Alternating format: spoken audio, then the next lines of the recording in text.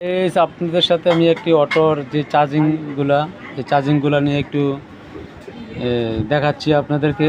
যারা যারা টেকনিশিয়ান আছেন তারা তো অবশ্যই বুঝেন, আর যারা টেকনিশিয়ান না তাদের জন্য ভিডিওটা, আর যারা যারা নতুন টেকনিশিয়ান তাদের জন্য নতুন টেকনিশিয়ান। এখন আমি দেখেন একটি চার্জার খুলেছি অটো গাড়ি 5 ব্যাটারি। এটা সমস্যাটা কি আমি দেখাচ্ছি আপনাদেরকে, লাইনে থাকবেন। দেখেন এটা কী করছে, এটাকে অটোমেটিক একটা স্কেল দিচ্ছে, যে মেমোরি সিস্টেম, যে অটোমেটিক, তারপরে রিল, তারপরে যে আউটপুট যে ট্রানজিস্টারটা, আর 2টা ট্রানজিস্টার করছে পাওয়ারের।